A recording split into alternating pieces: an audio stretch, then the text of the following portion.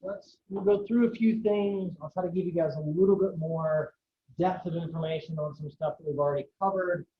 I don't know we'll get through all of this today, but if we don't, we're still doing good as we go along. And now this thing is working. Okay. Oh, what is this? Why is there stuff going on? Okay, well, I don't know what's happening. That's weird. Somehow we've got the wrong version of this, but obviously you can see what I think is important, because this is my chicken scratch from writing a year ago on these things. So cancer is, as we pointed out, right, it's abnormal, uncontrolled tissue growth. So cells are growing without being checked, right? So typically then this uncontrollable growth of cells is going to become a tumor, what we call a neoplasm, right? So here is our tumor forming in our kind of regular epithelial cells here. Normal cell looks like this. Here is this collection of cells that's growing. Okay, you will note that not only are they growing fast, but the cells themselves look strange. That's the hallmark of cancerous tissue. Okay? If any of you have a dog or a cat, you have a pet of some kind, you go to the vet, they take a little biopsy, they take a little tissue sample of those cells, they put them under the microscope. What they're looking for is what they would call, they're looking for kind of these very clean, defined edges on the cells. Cancerous cells are kind of like amoebas, or they're your dirty roommate that never picks up and is just a hot mess all the time. So, sorry, Maddie, is that your, yeah, we won't ask about those kind of things, but they're just they're just all over the place, right? Just like, they're like my toddler. They're just going, they've got their stuff strewn everywhere. They're not clean and well defined. That's the hallmark of that this kind of cell growth is potentially cancerous. Because you can have, as we will see, you can have some of these things that will grow. Maybe they're growing too fast, or they're growing abnormally, but they have really nice defined cells, and those may be more kind of benign sort of tumors. Okay, so we talk about how we name cancers. You guys don't have to know this. I'm not going to ask a question about this, okay? But I do want to present it because I think it's useful, because lots of us will interact with different kinds of cancer. Cancers are named based upon the cell type from which it originated, okay? And then the tissue where we can find it. And so what it is, or kind of the tissue of this. So you have what are called epithelial cells, which are called carcinomas. So epithelial cells are about 80% of all cancer. Okay? Epithelial cells, like the cells that tend to be kind of on the outside of a lot of tissues. Okay? So you might have sort of some kind of a carcinoma from skin cells, or a carcinoma from liver cells, or something like that. Okay? If you have things that are called leukemias, are going to come from hematopoietic cells. They're coming from bone marrow cells. Okay? Lymphomas are going to come from other types of immune cells, kind of white blood cells, like that. Macrophages, neutrophils, okay?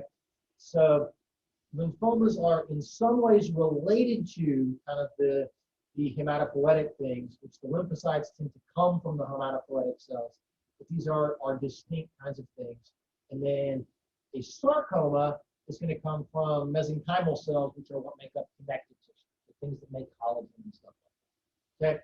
But the vast majority of all of cancers are going to be what we call carcinomas. So you'll get a name that denotes the tissue where it has originated, and then something carcinoma because it's from the epithelial cells of that tissue. Generally, leukemias, we just call them leukemias, right? So that's what they are.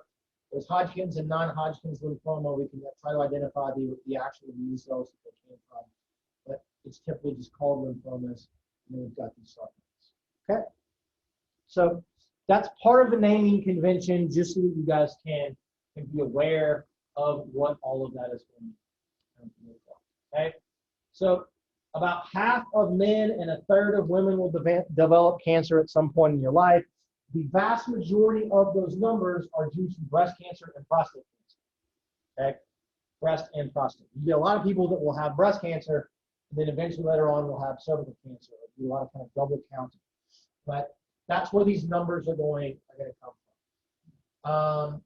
Cancer can begin in pretty much any organ or any tissue, okay? And if it spreads and it leaves its original tissue, we call that a metastasis. It has metastasized and it's moved from one place to another. In a lot of instances, when it metastasizes, that's when things get to be really, really bad. Because that means it's not contained anymore in one kind of tissue that we can try to remove it from. Cancer accounts for somewhere between 20 to 25% of all deaths in the US every year. So it is absolutely going to affect people that we care about. There's about $200 billion in healthcare costs per year. The good news with cancer, and so when we talk about cancer and survival rate, we measure survivability with cancer in 5-year increments, okay? And that may seem a little bit morbid, but you know someone that's had cancer, you're going to say, okay, the 5-year survivability of breast cancer is 70% or something like that. So we've increased the 5-year survival rate across all cancers to about 65%. So that means that 65% of people that have any form of cancer, okay, any form, will live for an additional 5 years, okay? If we want to, we can get this in 10-year survival rate or 20-year survival rate, and we can pull those out. Obviously, those things are going to go down, but you also have to remember that age is a big risk factor. So some of these people that haven't survived for 5 years have died from something that wasn't actually cancer. So just kind of keep in mind there's some nuance in these numbers. This 5-year survival rate is up. It's up. We are getting better at diagnosing and better at treating cancers, but then in some instances, we're getting more and more. We can talk about that as we go along. I have some interesting, or what I think are some interesting ideas on that we're getting better at diagnosing them. They've always been here, but now we think we have more cancer. It's just because we figured out that's what's going on, but we can kind of see. Okay, so if we look at the different kinds of tumors, there are benign tumors and there are malignant tumors. You can make an argument that benign tumors are truly not quote unquote cancerous. That's a semantical issue that I don't really want us to get into too much, but I just want you to appreciate that you could have a benign tumor. They are typically not fatal, although sometimes benign can become malignant, okay? They tend to grow slowly. They tend to look much more like regular cells and be encapsulated and have less ability to spread, okay? And so because of that, if we can find them and remove them, we tend to be in a much better place. Sometimes you don't even have to remove them. But just keep in mind that over time, benign tumors can actually become malignant. So just keep that in mind. And even though it's benign, depending upon where it's located, if it grows and it gets big enough, it can still cause some problems. Okay? Malignant tumors grow really fast. They're very invasive. They want to leave their tissue and go to other ones. And the real thing that happens with cancerous cells that makes them so dangerous is they steal blood flow from surrounding tissue. And so because of that, right, it's like the person sitting next to you stealing your lunch. You go to eat, and every time you sit down, the person next to you takes your food. And you're left, well, I don't have any more food now. I'm going to get some food. You want to get some, you go and get another tray and steal that food, okay? And so because of this stealing blood supply from surrounding tissues, metastatic cancers tend to cause a lot of what we term tissue necrosis, which is cell death. So they invade a tissue, they steal the blood flow and the nutrients from that tissue, and so those normal cells in that tissue will die. And then as they die, that tissue stops functioning. Right? And so if you get stuff and it gets into the lungs, and you get lung damage that we can't prevent, or it metastasizes and it gets into your liver, and then your liver stops working and you die from liver failure. You know, the cancer in itself, those cells are not very rarely what actually kills you. It's them causing damage to other tissues, and those tissues failing that oftentimes lead to death. Okay? So cancer is developed by change in the genetic material. Normal cell, genetic change, which we call a mutation, and then that leads to the development of these cancerous cells. So once the DNA has been changed, when the cancerous cell replicates, then the new cells that it makes have that mutation. They're also going to sort of have this uncontrollable replication. And this goes over and over and over. Okay? So how does this happen? How does this happen? How does a mutation in DNA lead to uncontrolled cell growth? To understand that, we need to go back to a little bit of molecular biology first. Okay? Just a little bit. I'm guessing that probably in high school or maybe in freshman biology, you guys talk about how we make proteins and things. You talk about DNA being unzipped, right? And we make RNA, and then the RNA gets translated into a protein. And so when a cell needs to replicate, it has to make a whole bunch of things. It needs to make new copies of its chromosomes and its DNA. So this is this idea of sort of central dogma in molecular biology that you take DNA, it can make a copy of itself, or it can, if we want to make a new cell, it will copy itself, or for the cell to function properly, DNA transcribes messenger RNA, which then gets translated into proteins.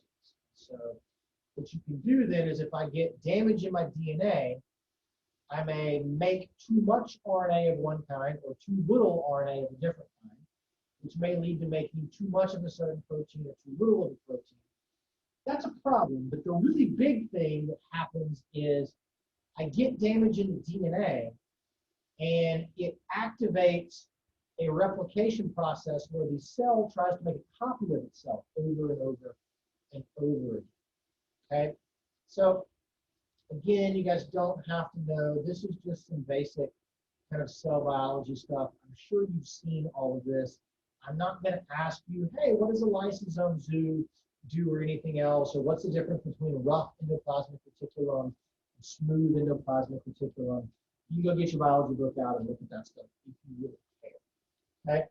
But what tends to happen, okay, is when we get a cancerous cell, we get a mutation, and we get this impaired cell cycle.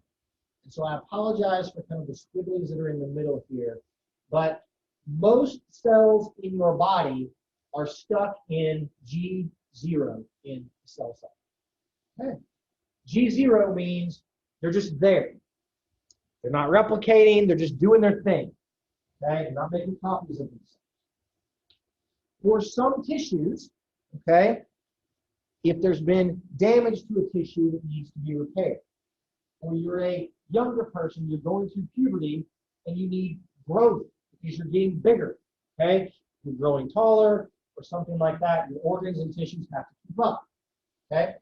Or you guys will see why this becomes really important and why it's one of the things that the sex hormones play a big deal.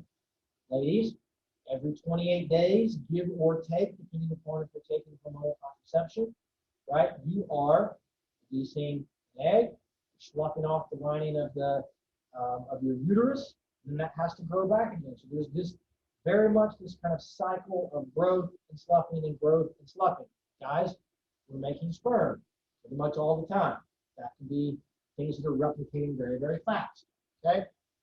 So normally you go out of G0 into G1, and then that moves into S phase, and then G2, and you get something called mitosis. Where basically, we are going to, in S phase, make a copy of our chromosomes. We're going to double everything else, and the cell splits, and now we have two cells. And then under normal circumstances, you may do this a couple of times, and they're going to all go back into G0. Okay? With cancerous cells, you get to mitosis, it splits, and then it does not go back into G0. It just keeps doing this cycle over and over and over and over again. Okay? And so there are, in your genetic code, there are genes that say at this time in this tissue, replicate, and then shut off. Okay? There's a normal process to this that keeps things functioning incorrectly. If we get a mutation in the genes that control the turning on and turning off of the cell cycle, such that you have a gene that gets basically stuck on cancer. Or you get a mutation so that the gene that tells it to stop no longer works. Cancer. Okay? That's how this tends to work. Okay? You're going to do those kinds of things. Okay? So, what are the things that are going to cause those mutations? There are going to be issues with cellular metabolism, exposure to ultraviolet light from like in the sun, right? Or too many x-rays, or maybe you guys saw over the weekend or the end of last week, right? There was an accident at one of Iran's nuclear facilities. Lots of radiation exposure. I would imagine if you were, that wasn't well contained. That kind of stuff, like from nuclear reactors and things, or from x-rays, that's ionizing radiation, which is one of the really, really, really kind of bad things. Certain chemicals, okay? Lots of chemicals, cleaning products, stuff that's in Roundup, the weed killer, all of that, right? You can learn about things from there, exposure to different kinds of chemicals. And then there's just simple replication errors. Every time you're copying something, there's always a chance that you just make a mistake, okay? You've got several trillion cells. They're going to try to make a copy of themselves. Every once in a while, you're going to make a mistake. And so that can lead to this, okay? Under most sort of instances, you're going to have some way to get some repair of that DNA, okay? This is a good thing. You either catch the mutation and it repairs the DNA, or it's messed up and now the cell doesn't function right, and so the cell knows then to undergo something called apoptosis, which is cell programmed death, or basically cell suicide. So it recognizes our DNA is damaged, we're not going to function right, so let's just kill that cell and do that. Okay? But if it survives those things, then we can get some problems. Okay? And so this is just kind of showing some of the ideas, right? The molecular mechanisms of things that cause apoptosis. Okay? Don't worry about all of these kinds of things that are going to be right here. But like if I inject your cells with too much calcium, I can make the cells will kill themselves. Okay? Because it thinks the cells are damaged, or if there's too many reactions with oxygen species that are going to be there. Okay? There's these kind of normal, we call them autophagy genes and things that are cause cell death. So there's going to be some interesting things that go along in the midst of all of this. Okay? But just know that most of the time, when you get a DNA mutation, the cells patch it, and those cells in the brain. That's kind of the big thing. That's the big story. Okay? Genes that tend to be where the most common mutations that lead to cancers occur are called oncogenes. Okay, oncogenes, or sometimes they're called proto-oncogenes. These are the genes that encode for the actual oncogenes. You get a mutation in these oncogenes, which we all have. They're just certain genes that are always there. These tend to be the genes that control cell growth, okay, either by accelerating it or by slowing it down. So you get a mutation, so either one of those things doesn't work right, and you can get cancer. Okay? So those are what we call oncogenes. So you can have things that accelerate, sometimes things that stop them are called tumor suppressor genes. These are genes that very specifically play a role in catching mutations in those things. So if you get a mutation in your tumor suppressor, so the suppressor doesn't work anymore, you can also get cancer. So does that, you guys follow kind of what I'm saying? Does that make sense? You can get cancer either by, right, I'm mashing on the gas all the time so that the car goes, or I've taken the brakes out so now I can't stop the car. Either way, I'm going to crash. Okay, so that's kind of one of those things. There we go. So we talked about risk factors of all of this, but you guys did a very nice job of putting those things up. Genetics is a big deal for risk factors for cancer. Okay, if people in your family have had breast cancer or prostate cancer or colorectal cancer, okay, then you're going to tend to be at an increased risk, especially for breast and prostate. There is a familial linkage in these things, okay? For the most part, though, mutations are not passed on from parent to child. The mutations that cause cancer tend to not occur in eggs and sperm. So they're not going to be things your kids are going to be fine from that standpoint. But there does seem to be something where, depending upon the origin of these things, is going to vary. But there does seem to be something about these things, and we think it's related to sex hormones and their interactions with breast, ovarian, colon, and prostate tissues. Exposure to environmental factors is also a really, really big thing. Things that are going to cause a DNA mutation are called carcinogens. That's going to show up on the test. They're going to be called carcinogens. Okay? The most common forms of carcinogens are smoking. Okay? Smoking. I am not encouraging people to consume marijuana or any of those kinds of things, but it's becoming legal in a lot of different ways. If it was me and I was a person who was inclined to do it, I would not smoke marijuana. I would have it in a gummy or a brownie or some other way. It's the smoke portion of it. Tobacco in and of itself is not necessarily, you don't eat the tobacco. It's the process of like chewing the tobacco or smoking. It's the smoke and stuff and all the stuff that goes into that. It's going to be really, really bad. I'm sure at some point we'll figure out that vaping is terrible for us, right? Dr. Channing will prove that. Exposure to ultraviolet light, so being out in the sun, being in tanning beds, those kinds of things, that can cause those things. Pollutants in the air, other kind of various chemicals that we're going to be exposed to. Diet, sedentary, alcohol consumption, and especially kind of exposure to excessive amounts of estrogen and testosterone. Okay? So if you will look, though, remember, you look at obesity, diet, sedentary, hormones, some of these things are going to play a role in obesity. So we can also argue that obesity is in some ways a common risk factor. Obesity tends to interact especially with breast cancer. Okay? There's something about obesity and its interaction that makes us more at risk for breast cancer. Okay? Exactly.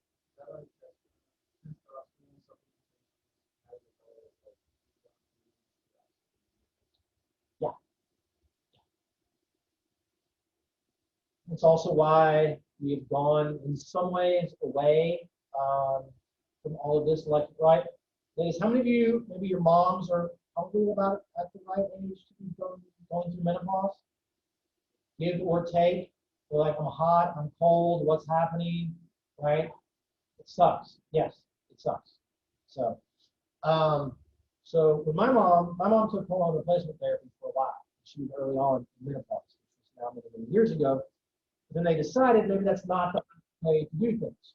And they still do hormone replacement therapy. And she was like, I don't really care. The menopause is bad enough. The hot flashes are bad enough. Like, give me the damn hormones. Like, I don't care if it increases my chance. Because she has a familial risk of breast cancer and things. And so, there we go. All right? So, there are some things that can kind of play a role in this. Okay. So, let's talk about the most deadly cancers. Okay, remember I told you guys we would save this. So let's get your list back out again and we'll look at this, okay? By a long shot, okay? And this is not an absolute value. This is the number of people that have a certain kind of cancer that die from that cancer. By a long shot, lung cancer is the most deadly form of cancer, okay? It is the most deadly. You can't regenerate lung tissue. You can't artificially give you back lung tissue. Okay? So this is one of the reasons why smoking is so insidious. It's so bad because it leads to these really, really high rates of lung cancer. And we can't treat lung cancer very easily. Breast cancer, we got a pretty reasonable shot. Okay? Prostate cancer, very, very reasonable shot. Some kinds of skin cancer and stuff, sure. Lung cancer, no, not very good. Okay? You look then, breast cancer, prostate cancer. So men and women, right? But their death rate is about half of what it is from this. Part of this is also going to be driven by the fact that it's so common. These are the two most common kinds, but you're going to get this wide range. Basically, all lung cancer is really bad. Breast cancer, some of it's really bad. Some of it is much less aggressive. Prostate cancer, kind of the same way. So it sort of shakes out like that. Colorectal cancer is next. It's going to be here. Pancreatic cancer, very uncommon. Very deadly. Really nasty. Okay? Really nasty. Then you've got ovarian cancer, liver cancer, leukemia, right? Non-Hodgkin's lymphoma, and then we've got uterine cancer and these kinds of things. So we'll just look at all of this. Remember, these are data that are a little bit old. But again, we've got several that are on here. Breast cancer, prostate cancer, ovarian cancer, uterine cancer, things that are related to and have an influence from sex hormones, estrogen, testosterone. Okay? All right. Here is incidence of cancer. So this is the most common. Breast cancer by far, prostate by far the highest in men. So these two way more. Lung cancer, colorectal cancer. So I got those right. I got 3 and 4. Uterine cancer, skin cancer. So I was right. So I guess skin was like 6. Bladder cancer, lymphoma, kidney, thyroid. So some of the other ones that you guys mentioned are actually not that common, but some of them can be really good. Okay. All right. So how are we doing on time? I got a couple minutes.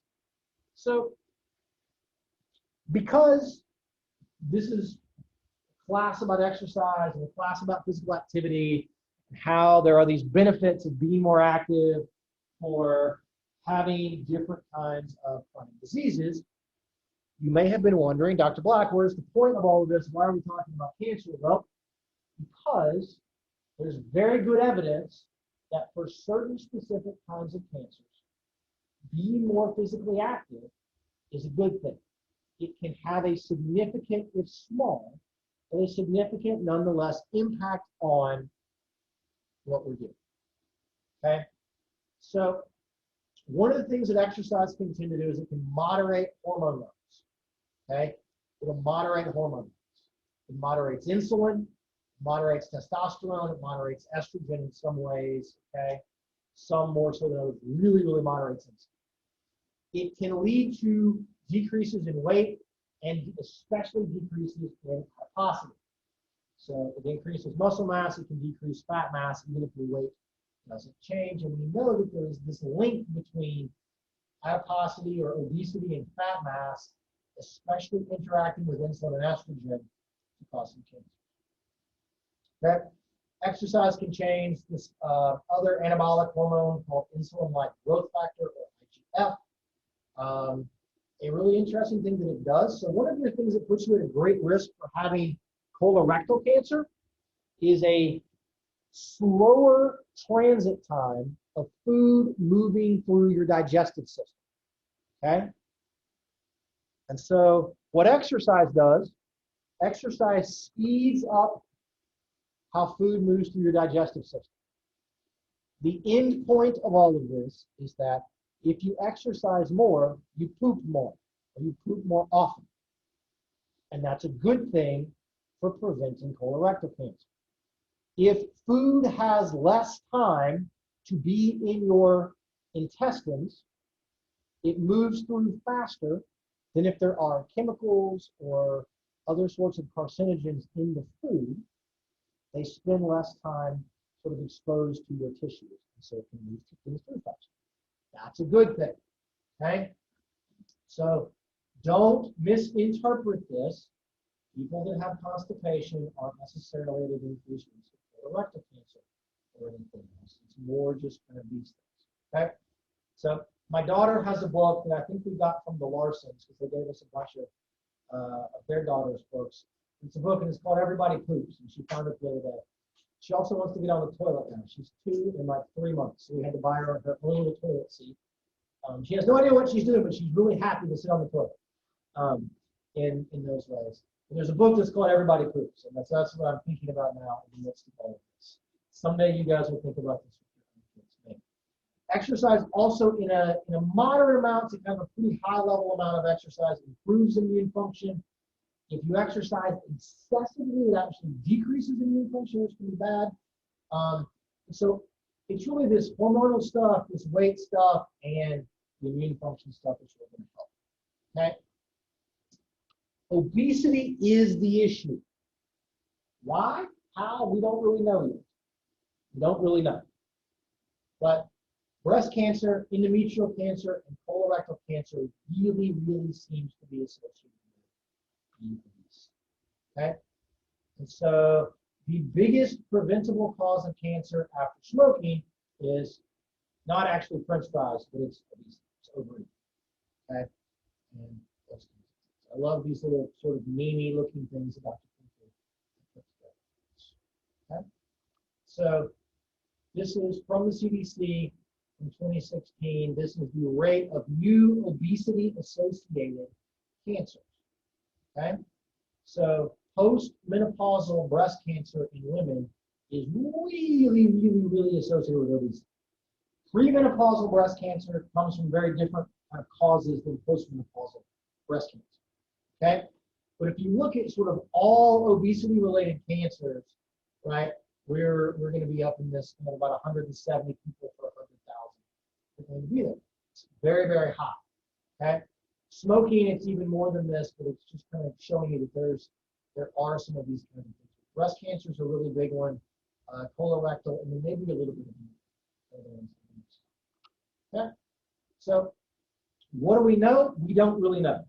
Okay? This is just a thing, for instance, from the American Cancer Society talking about that after menopause, estrogen made from fat cells can multiply faster in the breast and then in the uterus, which can increase the risk of those cancers. Excess fat can cause or tends to be associated with higher levels of insulin, and insulin is in fact a growth factor. Insulin may be driving things, and excess adiposity may lead to inflammation. And cytokines that are released as part of inflammation may actually encourage some cells not to divide, or it may lead to some mutations. We don't fully understand. Okay, so I talked about this one already.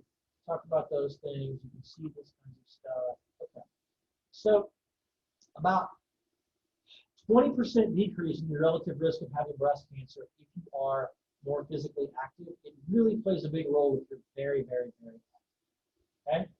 And so part of this, you've got to appreciate that breast cancer is caused by different things from pre to post menopause. Okay?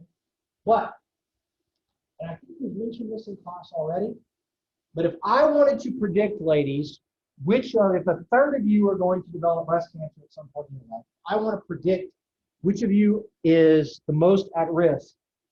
I would just line you up by the age of you were at your first menstrual period. And whoever was the youngest probably has the highest risk. Okay? So the younger you were when you had your first period, then the higher your risk of breast cancer. And so we know that physical activity, when you are kind of a preteen right up onto puberty, girls that are more active tend to have their first menstrual period at a little bit of an older age. Okay? Another thing, though, if you're worried about all of this, you can just be pregnant your whole life. You can be the mom from, the Duggars. What is her name? Yes, who's lovely from Springdale, which is just down the road from where I grew up, before they were like famous stuff. She's not going to ever have breast cancer because she's been pregnant her entire life. The thing that happens that we think is related to why having your first period at a younger age is a big deal is the number of actual cycles that you have, okay? Where your ovaries release an egg and it goes, and then it doesn't implant, and then you slough the lining of the uterus, okay? The number of cycles, the more of those cycles you have, the higher your risk of breast cancer. When you're pregnant, you don't have those cycles, okay? When you're pregnant, you don't have those cycles. So, can I envision a world, and some of you all may be freaking out with it, okay? If you're like my wife, and she's been on hormonal birth control since like she was a teenager to kind of control regularity and cramps and those kinds of things, right? Just because you've been on hormonal birth control, you tend to be very, very regular in that particular way. There's not an appreciable increase in risk, in cancer risk from that. Can I envision a scenario, though, whereby the time my daughter is old enough for this, that we basically at puberty put, and of course there's many barriers, the scientific barriers to this are fewer than the kind of social norms, but that we put all or most girls on some sort of longer lasting birth control where they don't ovulate, basically. Right? Some of you may be on those. You have like 2 periods a year or 1 period a year that will implant things or the shots. Okay? Of course, I can envision it. Probably not a bad deal to do it that way. Okay? So nobody freak out. That's a way. It's this strange kind of thing that seems to be associated. So I can look at it that way. So either, you know, a little late now for us, but if you have younger siblings or cousins, tell them to be active, or you can just be pregnant your whole life. So I have a colleague who's now the department chair at Troy University in Alabama. And he would teach class like this, and he would like write out stuff about what cancers do, and then write out what a human fetus does while it's still in utero. It's like the same thing, like it's still any nutrients from the host. It's this, and the body uncontrollably. Everybody would get really pissed at him, and those kinds of things. I'll say that the baby is cancer, but just sort of the way the things functions. Kind of that way. Okay, so we've done that. Guys, prostate cancer, maybe a little bit of a decrease in risk. If you want to reduce your prostate cancer risk, don't take steroids. You need low testosterone levels. And if we exercise enough, like ultra marathoners, we can lower our testosterone levels. But I'm not running that much. So really then don't take exogenous testosterone. Got a lot of problems in this case. Okay. Talk about this. There maybe is a little bit of evidence that it can be helpful with lung cancer. There's a few studies. You don't really understand, but maybe it's going to play some role in kind of regulating the kind of proliferation pathways in the lungs. We don't really know. And then here's some guidelines. The big thing now is, and I'll finish up on this.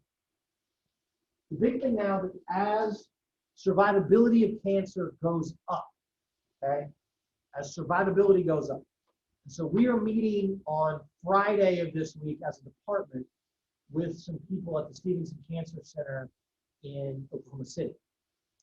The thing that's the big problem is people survive the cancer, but because of radiation and chemotherapy treatments, they end up with low muscle mass, low physical activity, high rates of cardiovascular disease, higher rates of type 2 diabetes, this sort of unexplained fatigue and malaise, and there's lots of interest in your post-treatment, but now you're basically a sedentary person who's kind of prematurely aging or having the symptoms of aging like lower muscle mass. Chemo and radiation tends to kill off capillaries and things as well. It's got all kinds of really nasty side effects. So there's lots of interest in, can we exercise people during treatment and after treatment to try to maintain muscle mass, to try to maintain health and renewed proliferation of capillaries and blood vessels and good cardiovascular function and all of those kinds of things. So I can see this being and kind of becoming an area that's going to be a hot topic for research, but also maybe for kind of like cardiac rehab, there may be more jobs available for people that can do exercise programming to do it in cancer patients. There's really good outcome kind of related stuff and a few studies that have been done on if you can keep people active and doing things in the midst of their treatment and immediately post-treatment on kind of their ability to kind of function afterwards. So stuff to kind of keep your eyes on. If you're interested in that stuff, the Cancer Center is always looking. They have opportunities for internships, summer research kinds of things that's going on. They do a lot of really cool stuff. So, there we go. All right, that is cancer. I will see you guys on Wednesday. Okay? See you guys on Wednesday. We'll talk about the final part. Yes, please make sure if you were in class that you leave me with whatever you guys wrote down, or if you've already emailed it to me, great. But we'll figure out our last lab in the project on Wednesday.